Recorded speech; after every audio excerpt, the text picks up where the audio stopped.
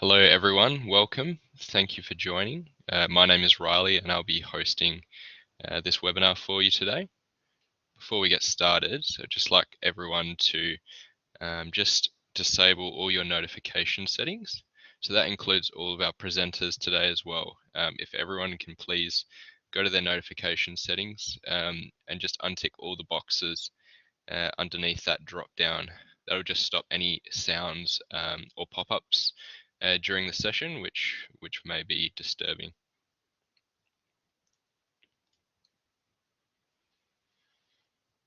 So today's webinar will be about exploring engineering pathways with our undergraduate and graduate certificates.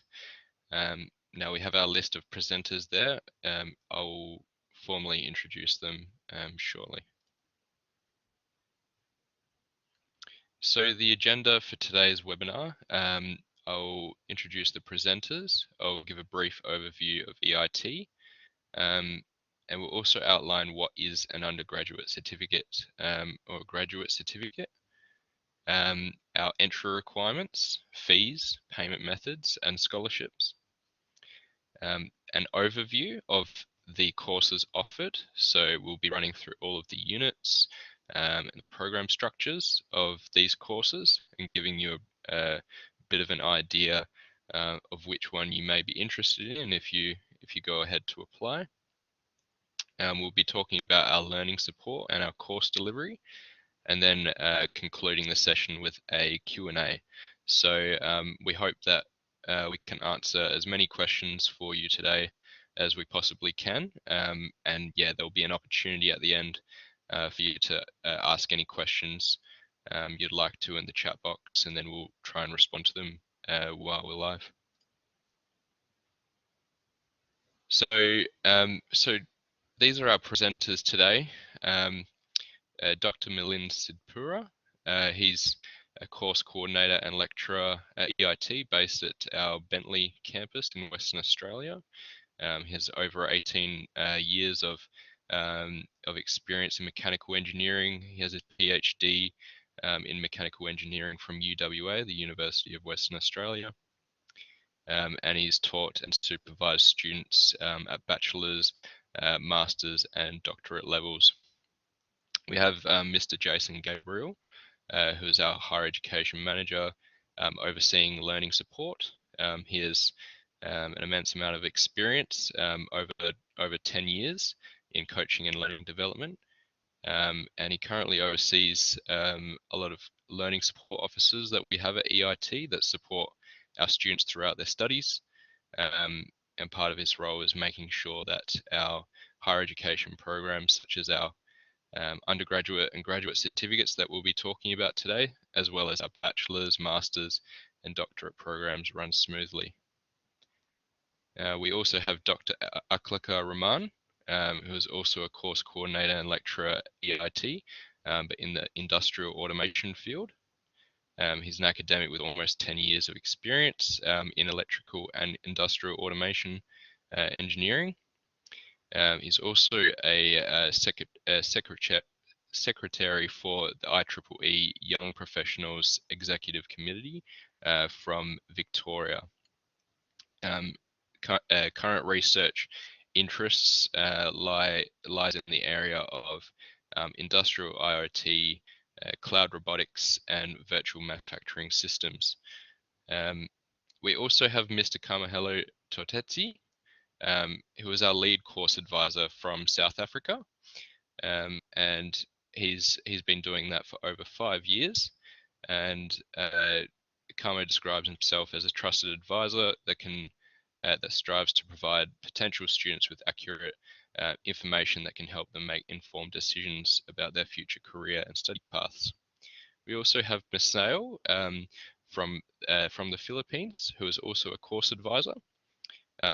Misael, or Elle, is relatively new, but she's been doing course advising for different countries in Asia, and she has a background in both customer service and administrative work.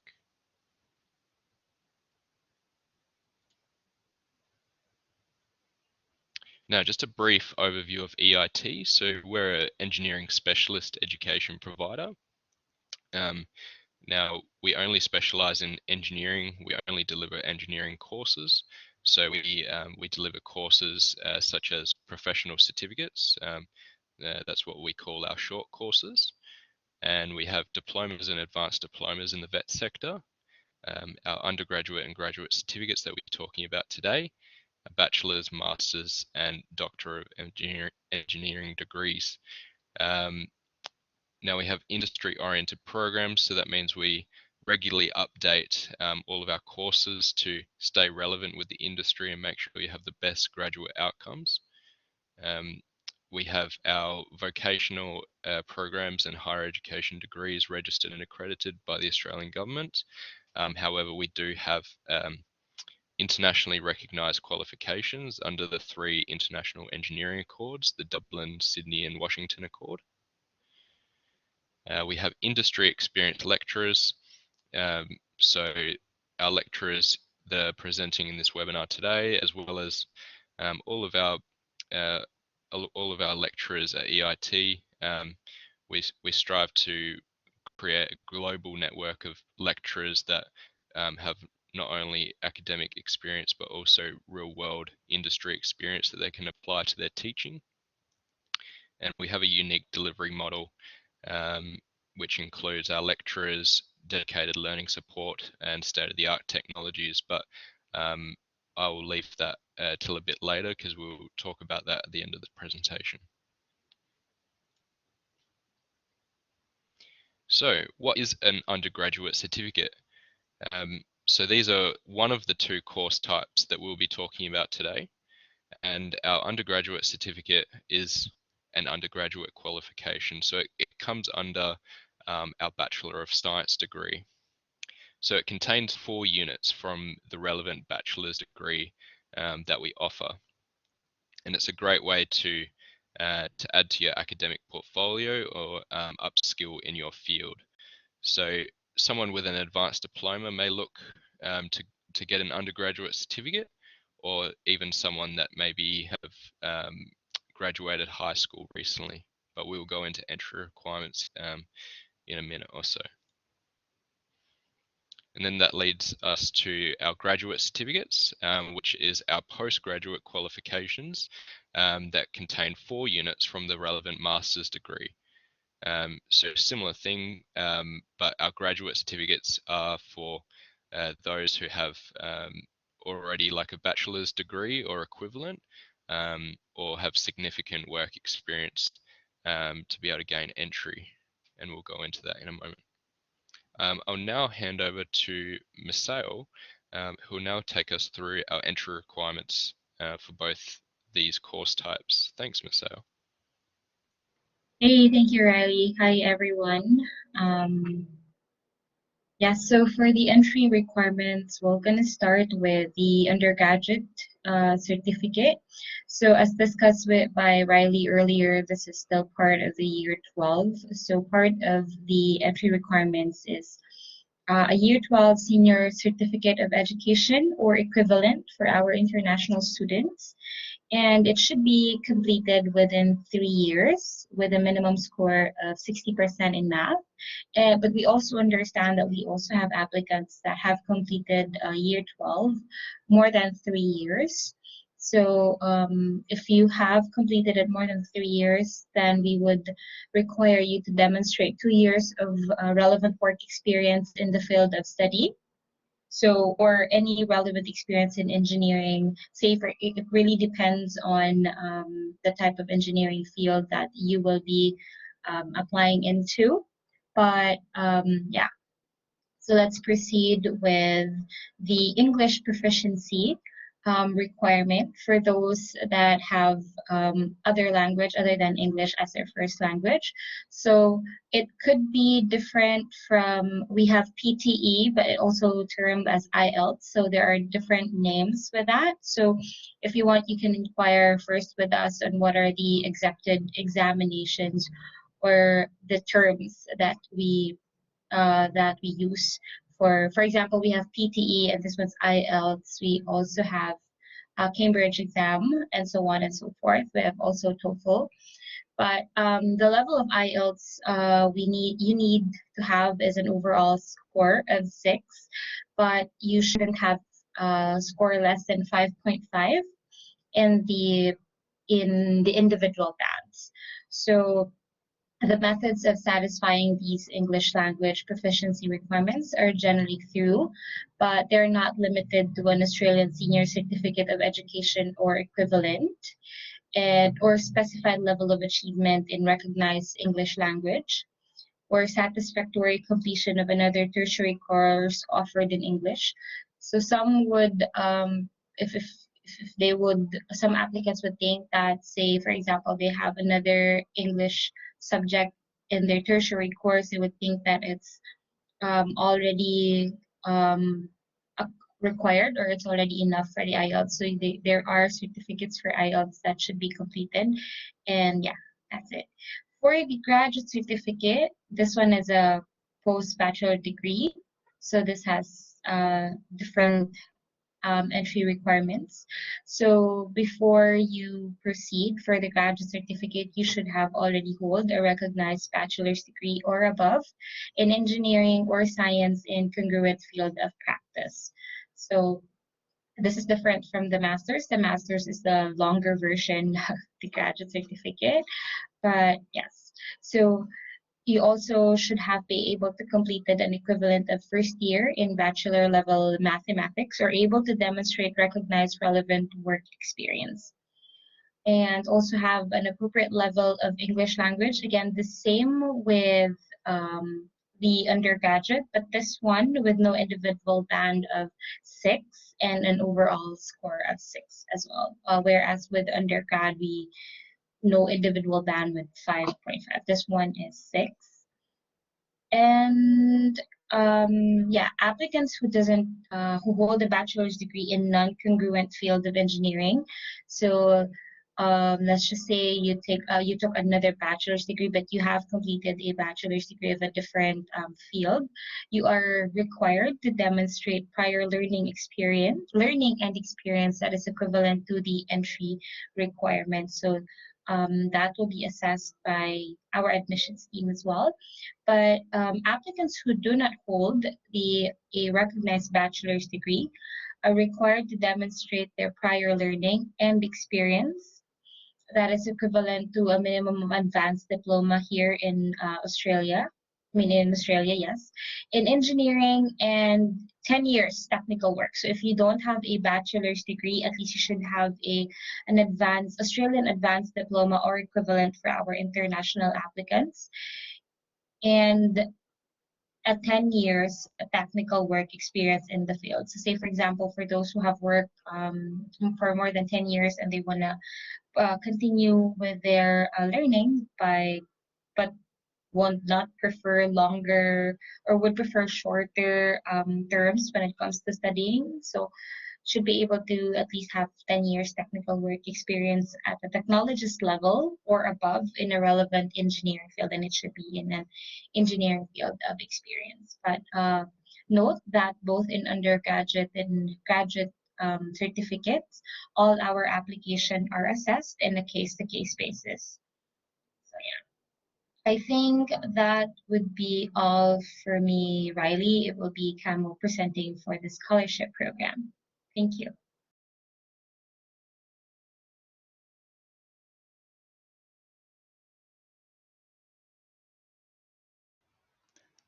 Thank you very much, Al. So, and hi everyone. So essentially, EIT, we offer some scholarships for both our undergraduate and graduate programs.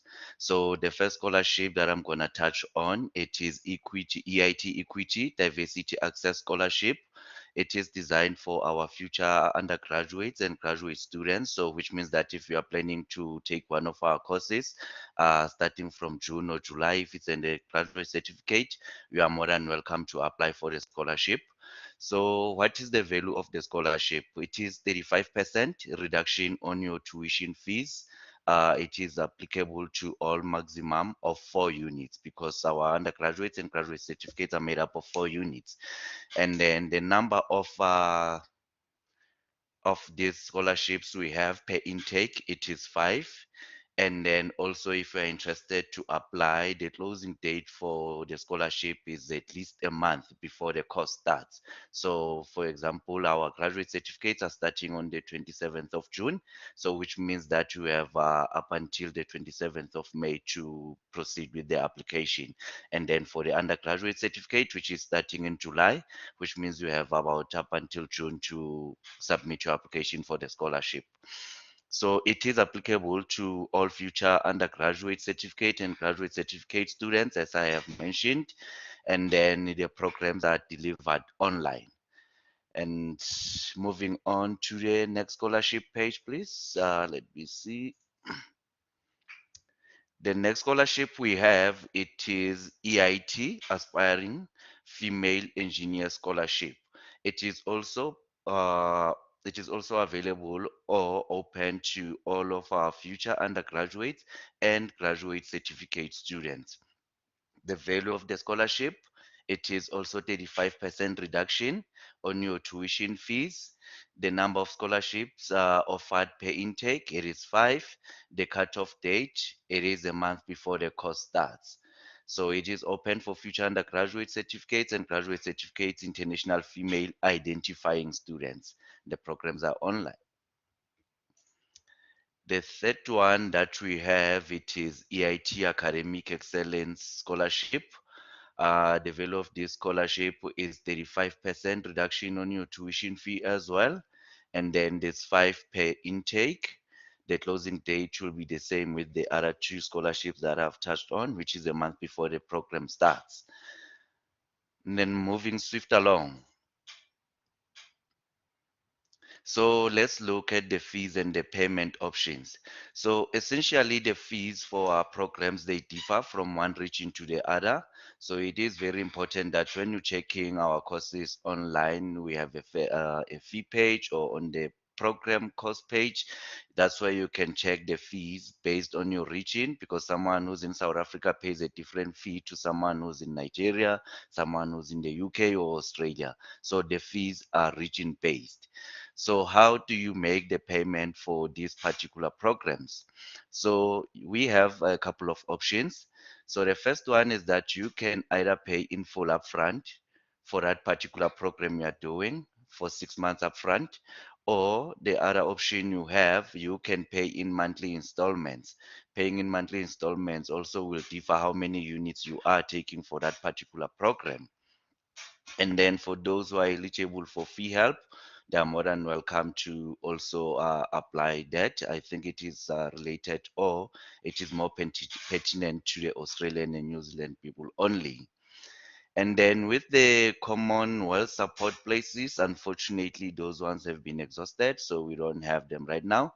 So if you'll be doing these programs, whether you're in Australia, whether in South Africa, can be any country, so you will be paying the natural fee for the program, unless if you have some other study aids or funds that you'll be using.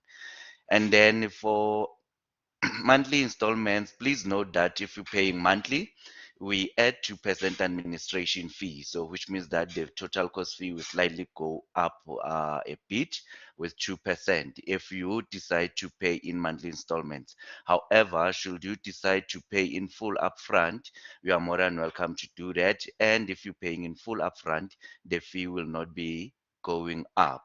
So it will remain the same. There won't be any 2% administration fee added.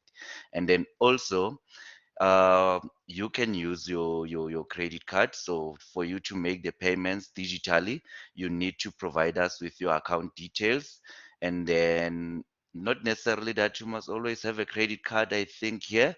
So for as long as you have a card or account that has a Visa or MasterCard logo, you will be able to make digital payment or payments online.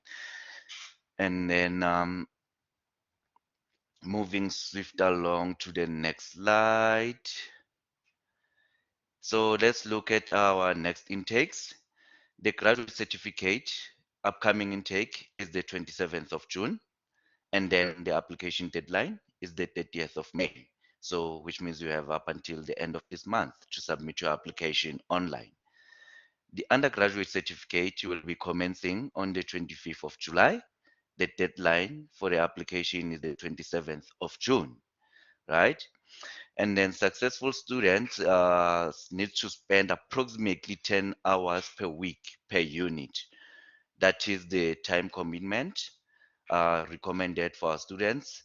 And then the programs have weekly tutorials, which runs about 60 minutes.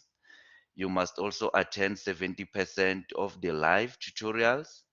If you cannot attend the live tutorial, you can provide a summary in place of the attendance in most units. So which means that if you miss the particular tutorial, you'll need to watch the recording, because all of our live tutorials are recorded. You'll need to watch a recording, and then after that to submit a summary, which will count towards your attendance. And then in addition to the tutorials, you are required to watch the pre-recorded lectures. So which means that there are pre-recorded lecture, there is a pre-recorded lecture, and then thereafter you also need to attend a live tutorial. Moving on to the next slide, I think I will have to hand it over to my colleague from here. Thank you very much, guys. Thank you so much, Kamal. So hello everyone, this is Dr. Afakur Rahman again. So I'm basically going to be going through some of the technical slides here. So I'm, as Riley mentioned initially, I have some expertise with electrical and industrial automation. So in this part of the presentation, what we'll do is, having gone through some of the entry requirements and introduction to how undergrad and graduate certificate work, let's go through some of the options we are offering you in terms of the electrical and industrial automation slides, and I'll hand over to my colleague there for the mechanical and civil one. So before we start, just the interesting part about the idea with the undergrad certificates and the graduate certificate is different people might have different motivations for getting enrolled in this course. And as we go through the different programs, we'll show you or suggest some different scenarios that might match yours, and that will give you some motivation of how to tackle that situation. So, and based on that needs is basically how we have proposed our different courses. So starting with the multidisciplinary, so as you can see with the multidisciplinary, some of the courses, we have one in called Undergraduate Certificate in Engineering Foundations, and the other one is in Undergraduate Certificate in Engineering Fundamentals. So what that covers is, with the Engineering Foundation, courses such as Engineering Mathematics 1, where you will cover very basic mathematics that such as trigonometry functions, differentiation, and different vectors, metrics, and integration, and so on. Some very basic things that help you later on in different engineering fields depending on where you land. Again, you have topics for your units on engineering design and drawing that covers very basic things like isometric projection, introduction to engineering design and solid modeling, different like development of surfaces, like projection of, let's say, spheres, solids, and cylinders, cones, like, and some software based design that helps you again create the fundamentals that might be useful depending on which area you land on. In many cases, mechanical or industrial automation, even electrical drawing as well, different areas might have different requirements, but the solid foundation is built here. The other one that's important for almost every engineering programs nowadays is engineering programming. So in this unit, they cover C programming and Python. We introduce that to the students as well. And of course, we finish with physics and chemistry for engineers. So again, some very critical fundamentals that you may have covered previously, but we need to just to brush up on them, as well as giving you the link that helps you in the next phase if you want to continue further specialization, specializing in that field. So that's one of the engineering foundations. The other certificate we have is Undergraduate Certificate in Engineering Fundamentals. So that's another different like set of combinations. So you can see Engineering Mathematics 1 that we already covered before.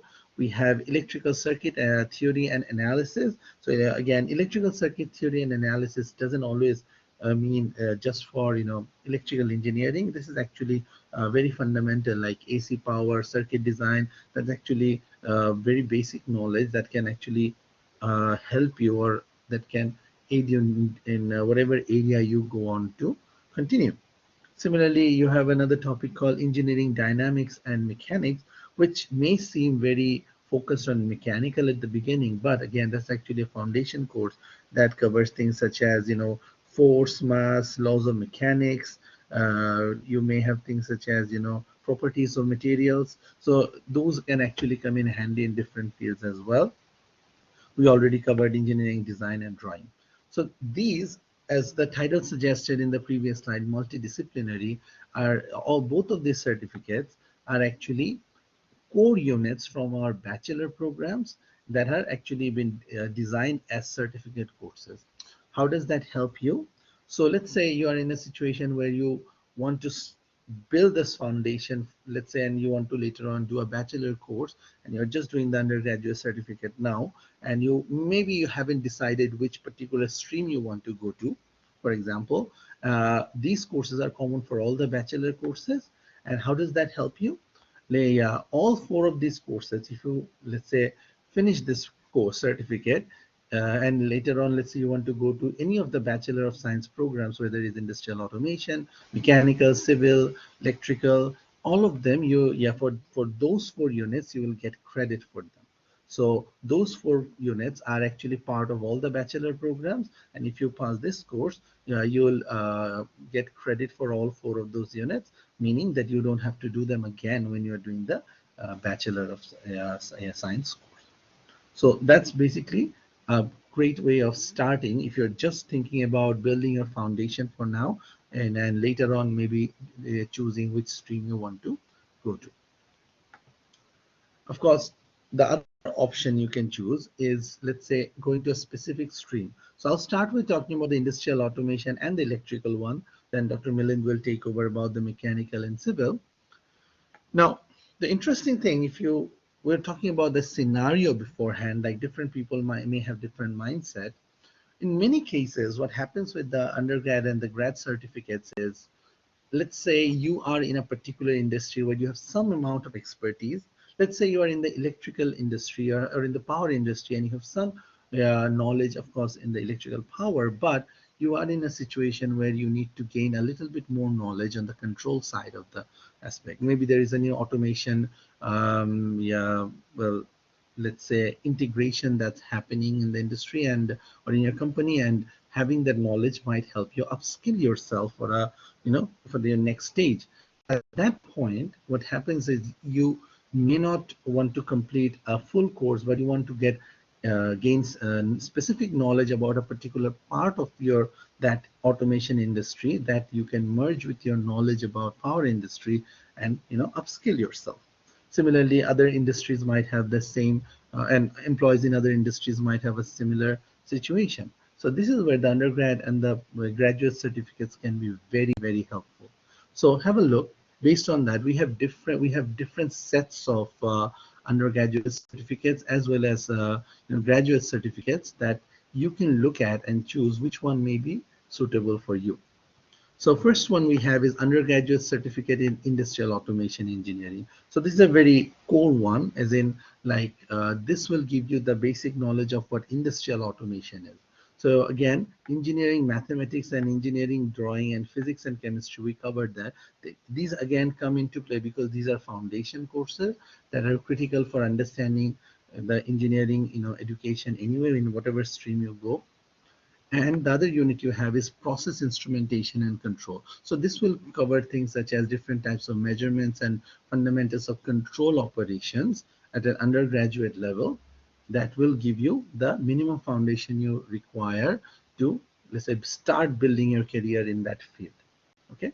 If you, let's say, want to know particularly about instrumentation and more particularly about PLC programming, that's an area you want to upskill yourself in. So you have another program that covers units on electrical control circuits and PLC programming, along with some of the other units that are foundation. Okay, so here, as you can see, different scenarios that gives you a specific goal that you may have, and how and which program basically helps you achieve that. So that's where the undergraduate and graduate certificates are mostly helpful. And of course, I'm giving an example for IA, but any other stream, you will get the same idea, and this is where what you need to think about. You have another course on graduate now. You have courses on graduate certificate in industrial automation engineering. So as Riley previously mentioned, so this is of course the not the undergraduate one, but the graduate certificate. So this is part of our master's program. So it has units on PLC, professional engineering management. That's basically EA approved and required for any engineer, and regarded very highly when you have gained experience on how professional engineering management works. So you have units on industrial process control systems and industrial instrumentation. So again, a more advanced knowledge on how process control works in industry and different types of filters and control operations and instrumentation like flow measurements or height measurements, level measurements, and so on, and how those can be part of an industrial operation. Similarly, you have one on industrial automation and machine learning. So as the name suggests, this will focus more on machine learning.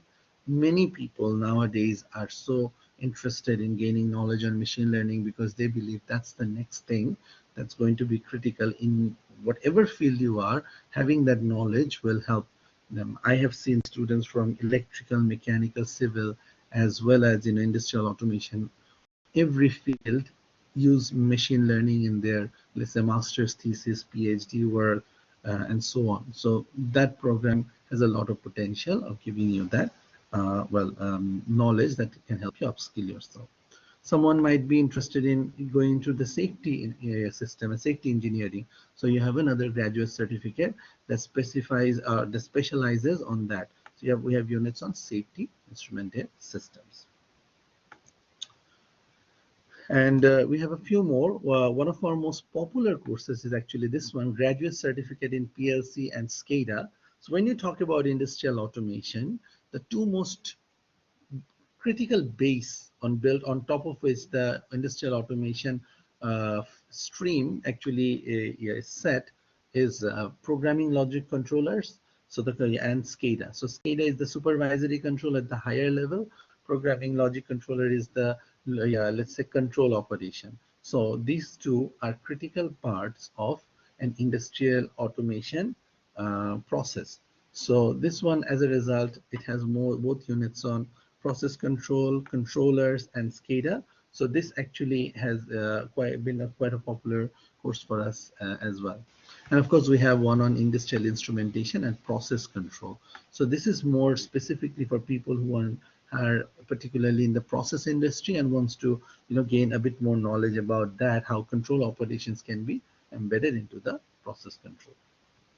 Similar to what we mentioned before for the multidisciplinary, here, if you are doing an undergraduate certificate, or the 4 units that you choose as part of the undergraduate certificate, whatever program you choose, those 4 units will be giving you credit for the Bachelor of Science in Industrial Automation. Now, some of those units sometimes may overlap with electrical as well. At that point, where I think the course advisors will be able to give you a better idea of what type of credit you might get. But yeah, because since these courses are directly from the industrial automation program, you'll be getting credit for that. Similarly, if you do 4 units or one of the graduate certificates basically on industrial automation, because they're coming directly from the master's program, no matter which program you choose, if you finish them, those 4 units, you'll be getting credit for the MIA, which is the Masters of Engineering Industrial Automation. So these were so far covered from the industrial automation engineering. We have similar programs for electrical engineering. So electrical engineering itself is quite a vast area as well. So you can think about, power system design, protection, transmission, distribution, analysis, so on, right? So depending on that, we have also divided the, different proposed different undergrad and graduate certificates. So you have one in undergraduate certificates in electrical engineering. Again, that covers foundations such as Mathematics 1, Engineering Design, Electrical Circuit Theory, and Physics and Chemistry. So this is actually a very basic course that helps you gain the introduction to electrical engineering. Similarly, you have one for electrical system fundamentals. That is a fundamental yeah, introduction to what topics are required as to understand an electrical system. So you have electrical safety, earthing, lighting protection, transformers and switch gears, one specific unit on that. Yeah, direct and alternating current motors, so DC AC motors, and of course the electrical circuit theory. So if you are trying to gain knowledge on both electrical and electronics, we have also a certificate that covers not only electrical fundamentals but also fundamentals of electronics. So the BJTs, the diodes, and so on, and how they are designed and how those systems are operating and running. So these are of course at the undergraduate level. So this will cover most of the fundamentals. Similarly, with the graduate certificate, so as you can see, you have a power engineering. So of course, this is from part of the master's course, so slightly more advanced. So you have more, let's say, advanced topics such as power generation, but those are always backed up with industrial scenarios, case studies, and more advanced simulations. So you get to, you're given case-based studies, and you have to, let's say, do some sort of project or do assessments on them. That gives you more exposure to those scenarios. So you have one on power engineering that covers power generation, transmission and distribution system, power system safety and protection, and power system analysis. So power system analysis will cover things like power flow studies and so on. If you want to do just specifically on power system analysis and design, so as you can see, it's more about the system analysis part. So again, you'll have units on power system analysis, system stability, and power quality issues. So such as different power quality issues that you might face, like fluctuations and harmonics and so on, and how those, so you may be in an area where you want to gain more knowledge on that part, so the power quality issues. So this would be a program for you. Again, you may be in a particular industry and trying to get further knowledge on a specific area within that, or specific sub area within that larger area. So this is where that comes into play. A very unique program we have is on the oil and gas industry, which is, I think, quite unique for us because not a lot of places actually provide this sort of program. So a graduate certificate in electrical and instrumentation, but specifically for oil and gas industry. So that's why we have courses on oil and gas, like an introductory course that provides you some knowledge on that. You have instrument engineering. So again, what are the instrumentation requirements in the oil and gas industry? So process control system. So this will be different from the industrial automation because this is curtailed specifically for the oil and gas industry. And equipment and instrumentation design. So again, they're design operations for oil and gas. So this one also has a quite interesting prospect given that this is specifically for the oil and gas. So again, similar to what we covered previously, if you're doing any undergraduate certificates in any of those electrical domain certificates, you will automatically, once you of course finish, get credit for all 4 of those units in the BEE, or the Bachelor of Science in Electrical Engineering. Similarly, if you're doing the graduate certificates for all the electrical programs or all the electrical graduate certificates, you will get credit for Masters of Engineering Electrical Systems on all 4 of those units. So again, just to summarize from the electrical and industrial automation domain, so this gives you, given that both industrial automation and electrical are such vast areas, depending on which particular subdomain you want to gain expertise on, this will give you a good opportunity to select that and upskill yourself.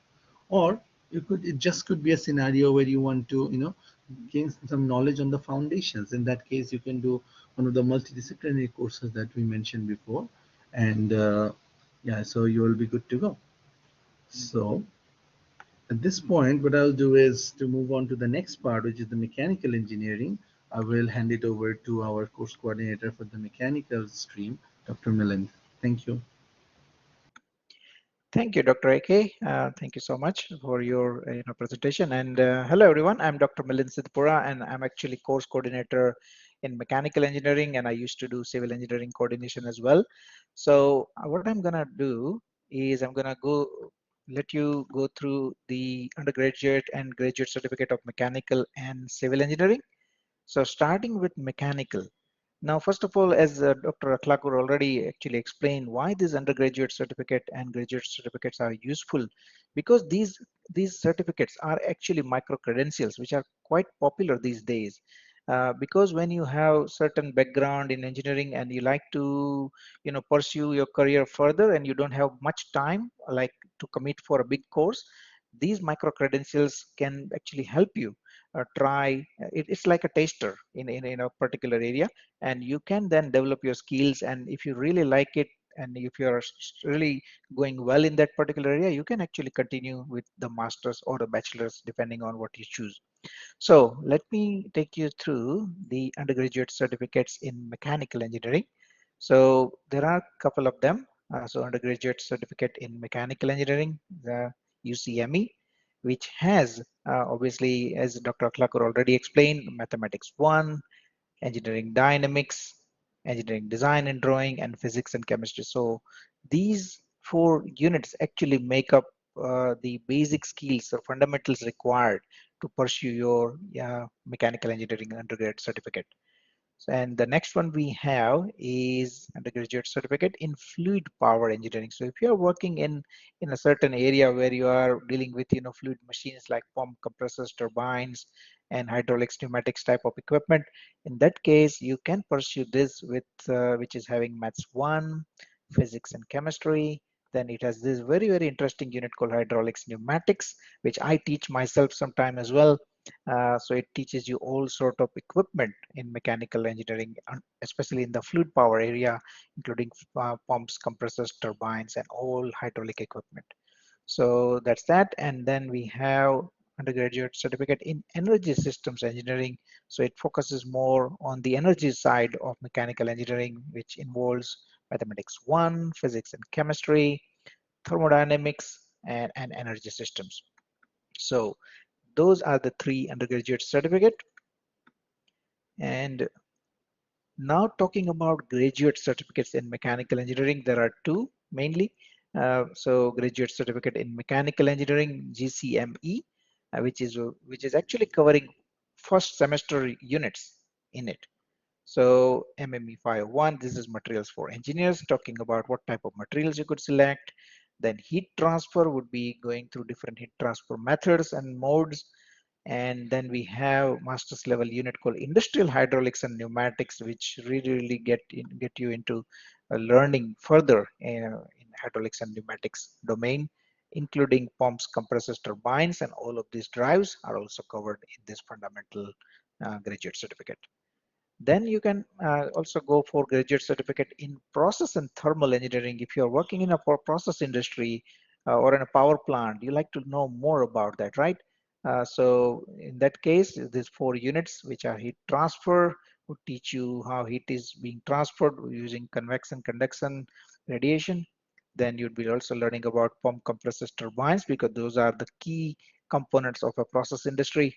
Then process engineering would actually it would be a mix of chemical and mechanical processes, where you would be applying those processes to learn a variety of processes. So industrial gas turbines, because those are the one of the key equipment being used in process industry. So that's your process and thermal engineering graduate certificate. And the next one we have is graduate certificate in chemical and process engineering. So chemical and process engineering, obviously, it's further going into this detail. So it's a different type of course, part of mechanical engineering, but it covers mass transfer and separation processes. So it's properly going into chemical and process domain. Uh, Thermodynamics and heat transfer is also covered over there. You can learn about transport phenomena and fluid flow in a variety of process plants. And you would also learn the process dynamics and how you can control a variety of processes. So that's there. And then this one is graduate certificate in CAD and computational techniques. This is one of the more popular one. So it goes through advanced fluid dynamics, computer aided design in manufacturing, finite element method, and introduction to aerodynamics. I'm going to give you some sample examples of what goes on in these 4 units at the end. But these units actually teaches you, highly relevant industry software like SolidWorks, ANSYS, and so on. So I'll be talking about that. So that's CAD and computational techniques. And now, as Dr. Klakur already explained, that how you can utilize your undergraduate or graduate certificate into a bigger course. So for example, if you did your undergraduate course certificate in mechanical engineering, in which you studied 4 units, and you really liked it and you like to go further, in that case, those 4 units you would get credit in Bachelor of Science in Mechanical Engineering. So each of these undergraduate certificate would give you 4 units of credits. But as Dr. AK already mentioned, there might be some duplicating units. So if you are doing this 3 undergrad cert, it might not be 12 units you are getting. It might be slightly less than 12, depending on what's in these courses. So please remember that. And then this is the chart showing you what are the graduate certificate in mechanical engineering, which would lead you to Master of Engineering in Mechanical if you want to pursue further. So each of these 4 units from each of the course, you can get credit when you pursue Master of Engineering Mechanical. So that's that. And now let me take you through the civil and structural engineering courses.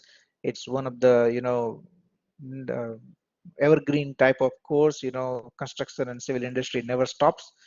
So undergraduate certificate in civil engineering, there is only one in civil. So you would be studying mathematics 1, engineering design and drawing. Construction engineering is very important, and also engineering surveying. So these 2 basic fundamental civil engineering units clubbed with maths and design and drawing is an ideal combination to do undergrad cert in civil. And then if we talk about the graduate certificates, which is a postgraduate level, master's degree level, you can go through graduate certificate in civil, structural analysis and design. So you'd be going through structural analysis, materials, structural design part 1 and part 2. So that's graduate certificate. And another one is grad cert in structural performance monitoring and management. So when you are dealing with building structural integrity and their performance management, you'd be interested in this, in which you'd be studying advanced engineering materials, project design and construction management.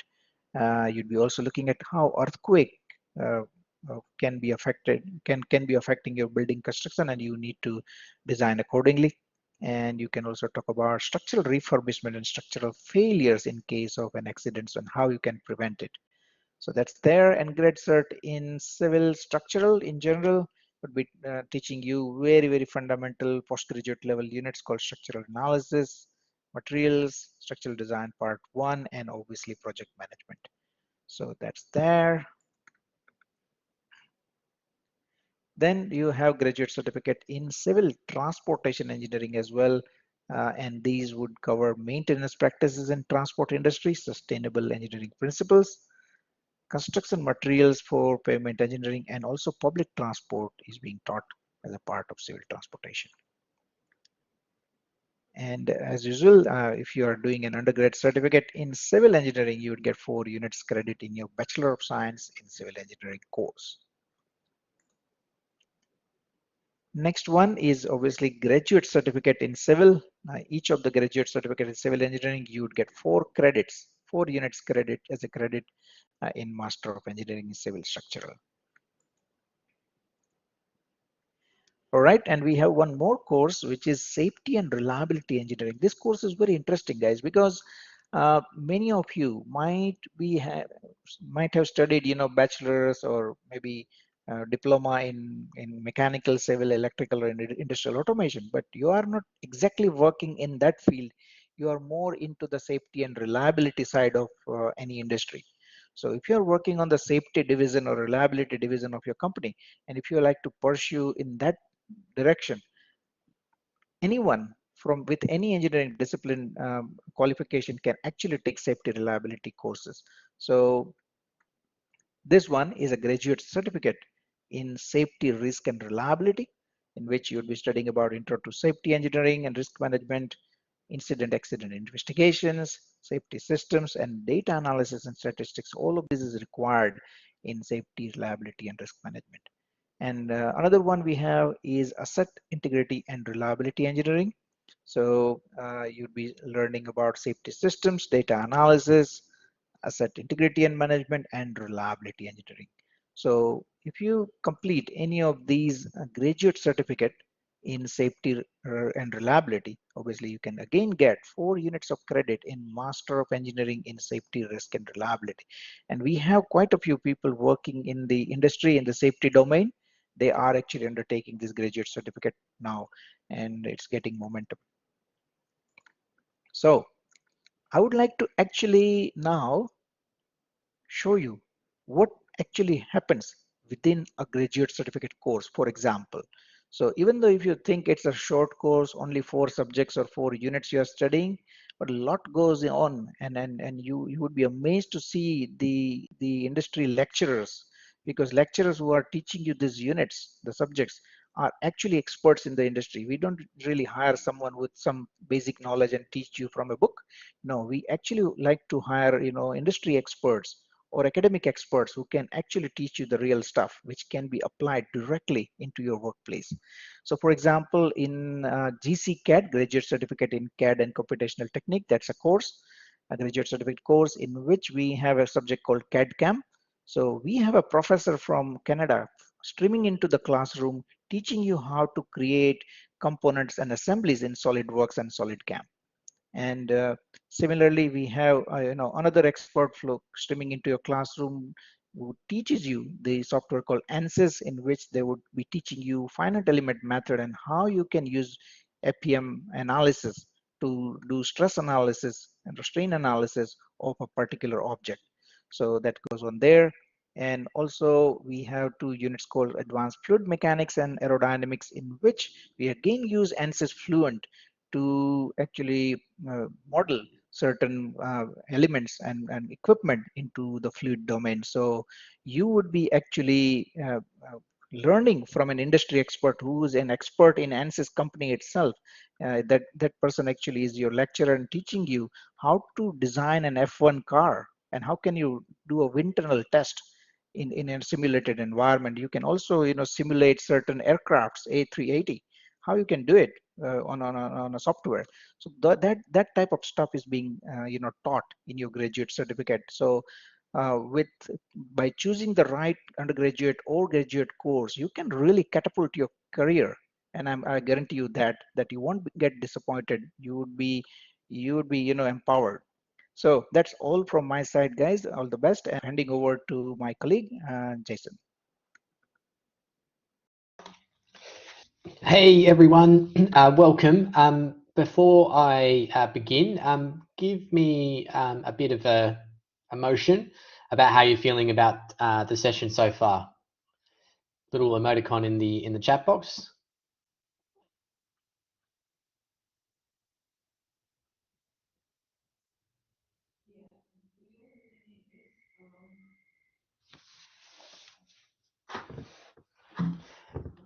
Thumbs ups and smiles and an interesting. Good. Well, we're glad that you're finding it interesting. Thank you, everyone. Feel free to keep using the emoticon options to let us know how you're feeling. But what I'm going to go through is I suppose things that make EIT a little bit unique with the way we deliver our courses. So obviously they're online. So what we have for you is an online virtual laboratory or lab. So this is for you to be able to access remotely. So obviously wherever you're living in the world, the way the platform works is that it connects through your learning management system, which is Moodle, if anyone has ever used that before. And basically, all our programs or all the units will have a practical component. So that may be using something like SolidWorks or AutoCAD or MATLAB, one of those pieces of software. So what the remote virtual labs allows you to do is to access that through Moodle, through our learning management platform, and you can log in to our remote labs just by going through your learning platform and access those pieces of software which will be used for your assessments. So effectively, you'll be learning the software, but also able to use it whilst you're studying with us. So the only thing that you have to do is book some time in the labs, and then obviously access it at that time. So they're a very important piece of your course, as they provide you with the real life programs that you're going to be using in an engineering environment. And look, some of you might be using them already, so you'll find probably some of those very easy, especially if you're working in the industry and you're using your undergraduate certificate or your graduate certificate to boost potentially your current role. So a lot of simulation software as well, so you'll be able to access that as well. But the biggest thing is that it is available for you, and there's no cost for them. So if you think you may be able to get some of these programs in a student under a student sort of code, I suppose, directly with the software developer, but mostly these pieces of software are quite expensive. So the ability to be able to use them, learn them, understand them through your graduate or undergraduate certificate course is going to put you in good stead, obviously, when you're working in the industry. So this is just a little example of one of the pieces of software in the remote lab. So it's just a exercise on 4-pole squirrel cage induction motors, and then obviously measuring the phase voltage and neutral current. So this is just a little snapshot of what you will see in the remote labs. So if you're a little bit confused by the remote labs, you're basically, we have our remote labs set up in our head office and a few of our offices around the world. You're basically your computer is basically accessing another computer where the software is installed, and your the platform or exercises installed. So if you are getting a little bit confused with that, that's effectively how it works. So with our delivery, we have as you would know, we have an online learning methodology. So, and it is quite unique because we have what we call live tutorials. So a live tutorial will be very similar to this presentation. So you'll access the live tutorial through your learning management system. There will be a time allocated where the lecturer will also join you in that session, and you will be able to learn from the lecturer that topic for that week. You'll also have other students in your class, so you'll be able to talk with them just like you are in our chat box today, and obviously go through the session with the lecturer. You'll be able to make contact and discuss what he's providing to you. Give the lecturer examples of your maybe work scenario. They'll give you their examples of their history. They're all our lecturers are experts in their field, I suppose, or very, very strong in their field, I should say, and are currently working in the industry as well. So they're very aware of what some of the issues and some of the things that you might be doing in your role every day. So the other unique part we have is my team, the learning support officers. So learning support officers work as kind of the middle person for anything non-technical between yourself and as a student and the lecturer. So they'll prepare your learning management pages. They will be the person you go to if you have any questions about how to access things in the live tutorial or where to find the material. If you might need an assessment extension, those sorts of things, they're the people that that you go to. So you will have one person, or you'll have a person for each unit that that you're enrolled in. It may be the same person across both units. Across your course, you may have 4 different people, but you will be able to utilize them to ask them any questions that are of a non-technical basis. And then obviously, I've just discussed our remote and virtual labs and the simulation software. What we call our delivery is a synchronous delivery. So it encourages you to be in the room and advance your knowledge with people around the world. You know, at the moment, you're all in a room in a Blackboard room with people all around the world right now. So you know, everything you're discussing with each other and asking questions about, you know, if you're based in South Africa, is getting read by someone in Australia. And that's exactly the same with your course. So your live tutorials are such a beneficial place for you to meet other students around the world and obviously discuss different things that are happening in different parts of the world. So it's a really, really cool experience for you to be a part of.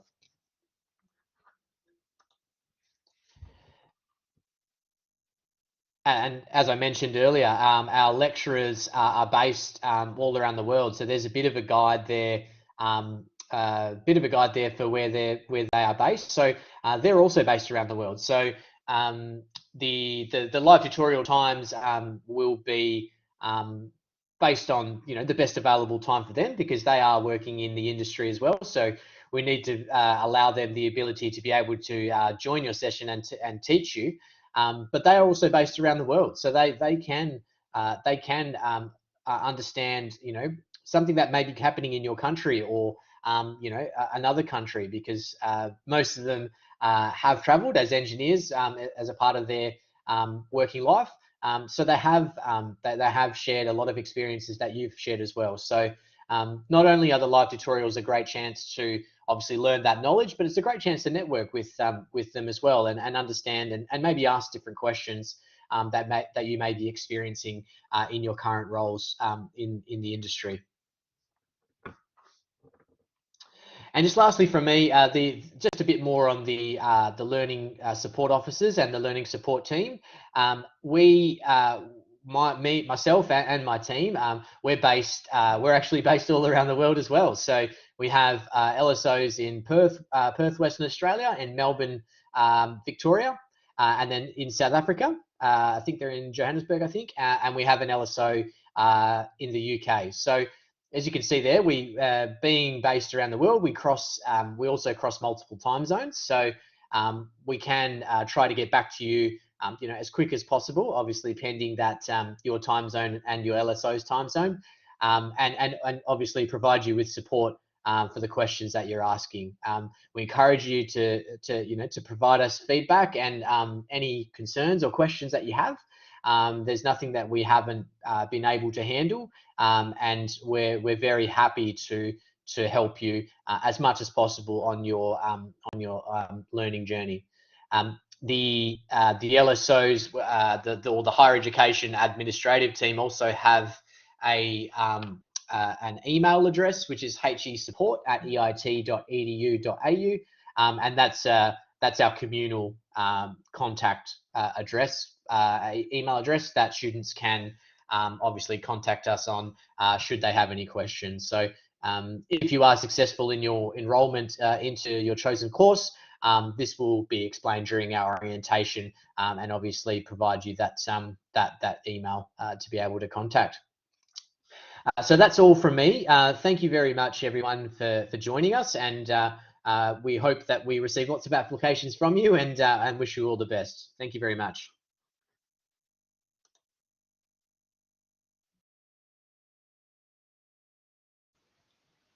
Thanks, Jason. I think Carmo will take it from here just to go over how to apply for our undergrad certs and grad certs. Thank you, Carmo.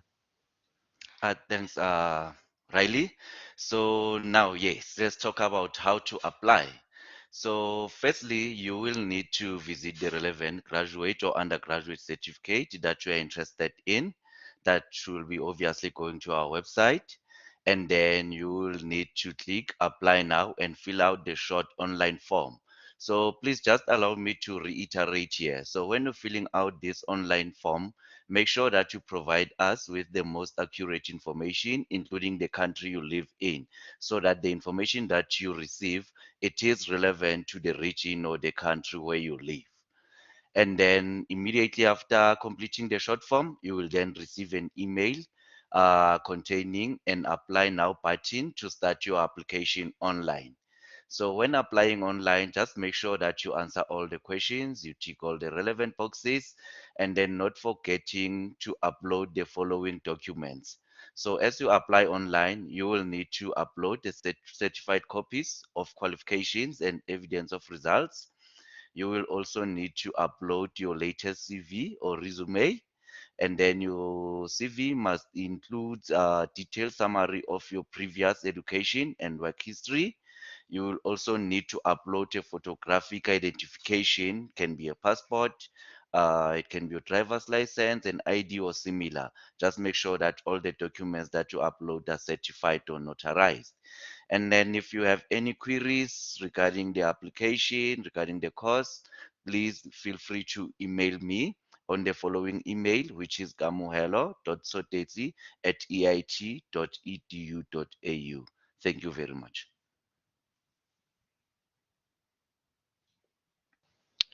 Thanks, Carmo. We'll go to the next slide. So we're just about to conclude the webinar for today, but I would just like to mention if anyone is interested, we run multiple technical webinars every month, and these webinars most of the time are presented by all of our different lecturers here at EIT. Yeah, so we're running about about three technical webinars a month. So most weeks you'll find we'll be running a technical webinar, and we do them in all different topics and fields of engineering. So they could be of value to you if you haven't if you haven't been aware of them before. So you can see all of the upcoming webinars on the screen there. We have a couple in civil engineering. We have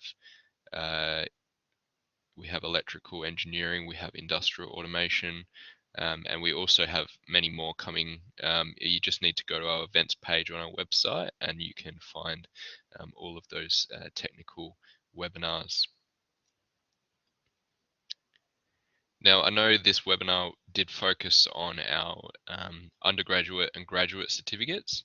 So you can see here our undergraduate certificates start on the 25th of July and our graduate certificates start on the 27th of June.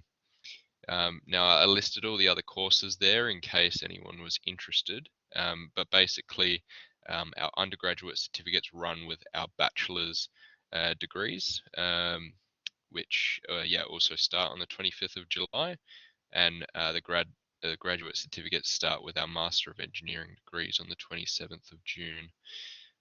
And all of our other course types are listed there as well, if you're interested in looking. And another great page to look at on our website is the schedule page, and that will show you all of our upcoming courses and intakes sorted by date order, so you can have a browse through that if you'd like to. And if anyone's interested in studying on campus in Australia at one of our 2 campuses, our on-campus courses are starting on the 1st of August this year. Now, that is basically the end of the presentation. So I'd like to thank all the presenters today for a wonderful presentation, and all the attendees who have been really really engaged and asking lots of questions. We love answering questions for you, and yeah, if you still have time, please feel free to stick around, and we'll answer any more questions that come through. But otherwise, if you need to go, thank you very much for attending today's webinar, and yeah, we hope to speak to you soon. And yeah, you can attend any of our upcoming webinars or contact us via the details on the screen. So we'll just wait a few minutes just for any questions to come through. If there are any, please just let us know, and one of us will try and answer them for you. Thank you.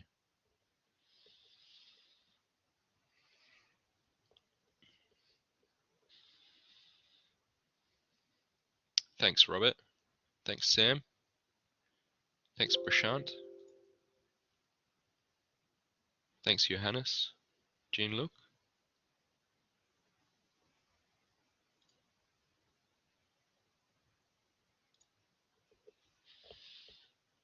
If anyone has any questions, please feel free to put them in the chat box and we will answer them for you. Bassam, unfortunately, we won't provide a certificate of attendance for this session. We only provide those for our technical webinars.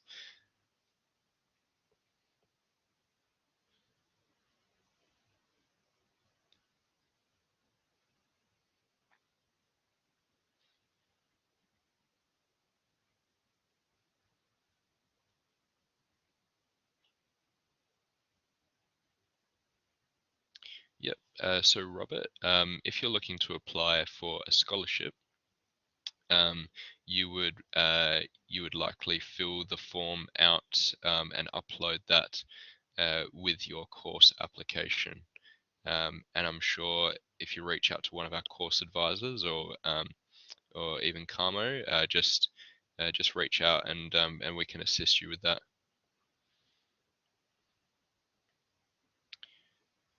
Hi, Kevin. Did you have a question about our on-campus courses? Sorry. If you want to put it in the chat box, just please feel free to do so. Thanks, Caroline.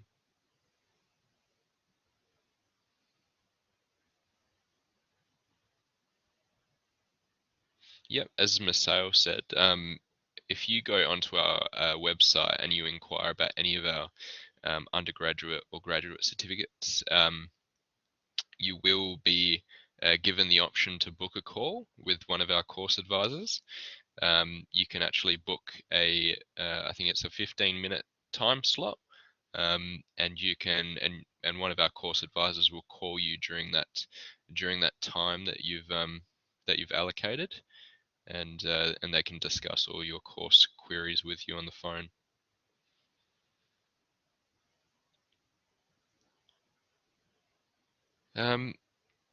One of the course advisors or admissions, can you just answer the question from Ranjit about English Yep. score? Hey Riley, and hey Ranjit. Yeah, you would still need to satisfy the English language proficiency for online courses. There's a list on the entry criteria about how you can satisfy English language proficiency. If you have any questions about that, one of our course advisors will be able to help you. Thanks, Caroline. Robert, we do provide scholarships for our undergraduate and graduate certificates that we mentioned earlier. But if you're talking about our short courses, like our professional certificate of competency courses, unfortunately we don't provide any scholarships for those.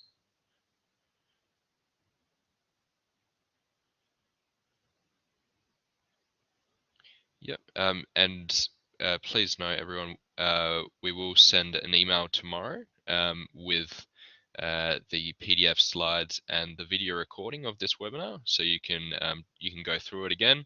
And there's, obviously many people today who couldn't attend due to the time difference, which is why we do that.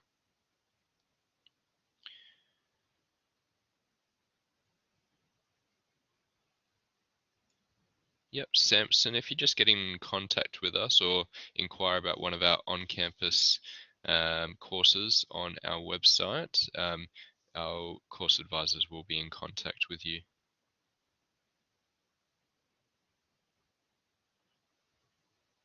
Vivek, we have discussed doing a session on our professional certificates for some time now. Yeah, we'll definitely look into that in the future, and hopefully we can schedule that. There are a lot of professional certificate courses, so there'll be a lot to get through, but I'm sure there's something that we can work out.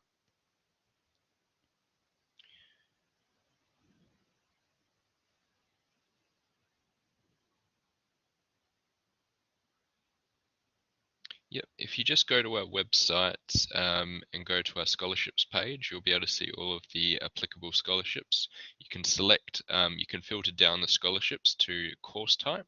So if you're looking for a particular scholarship for a certain course, you just select the course type and then you filter the results. And then I would recommend looking at the